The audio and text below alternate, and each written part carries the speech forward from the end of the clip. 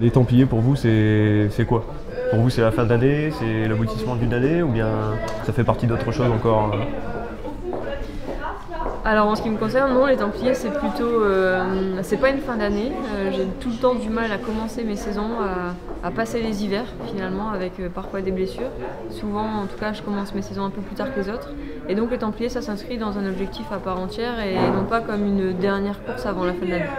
Alors ce sera une première, hein, les Templiers sous la pluie. On s'attend à avoir des conditions difficiles demain. Moi, j'associe tout le temps Millau au soleil d'automne. Voilà, demain ce sera différent, il faudra faire avec. Peut-être que le chrono ne sera pas à la hauteur de ce qu'on espère tous, c'est-à-dire de l'améliorer. Mais en ce qui concerne les élites, c'est tout le temps une déception de savoir qu'ils ne seront pas là, parce qu'on aime courir avec le top niveau, même si ça nécessite aussi de reculer dans le classement. Moi, je préfère faire un beau top 10 avec un beau plateau que première d'une course où il y a un petit peu moins de monde. Donc voilà, peut-être ça me fera grappiller quelques places, je l'espère. Un top 5, ce serait génial. Et puis sinon, un top 10, parfait. Et toi, Sylvain, comment tu vois la chose? Au niveau de la météo, moi j'aime assez quand il fait pas trop chaud, donc des conditions comme ça, je trouve ça assez bien. Après, au niveau chrono, je pense que même avec une météo comme ça, on peut améliorer le chrono. C'est seulement, faut pas qu'il pleuve. Je pense qu'il faut que le terrain soit sec mais des fois quand il fait moins chaud, une température assez tempérée, on le voit sur marathon.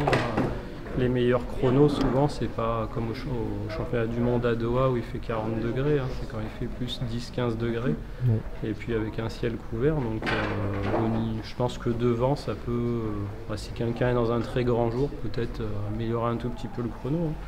Mais après, moi, en ce qui me concerne, ce sera améliorer mon chrono comme je peux avec la saison que j'ai faite.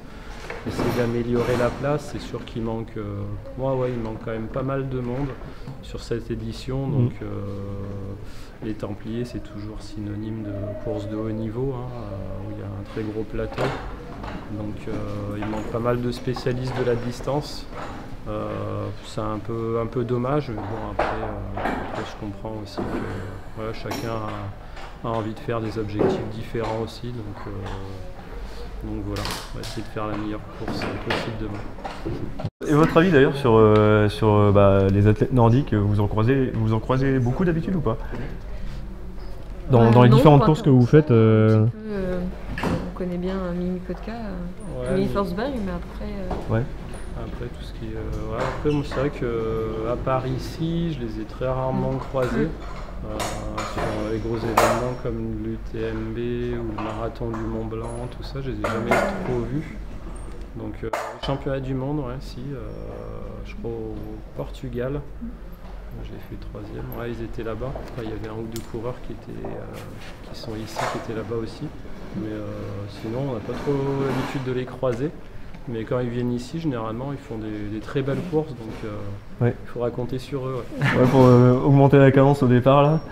En partant vite, ça sera l'occasion peut-être de ne pas avoir l'orage de l'après-midi. C'est ça. Ok, merci à vous, et puis bon affûtage pour demain. Hein. Merci. Merci.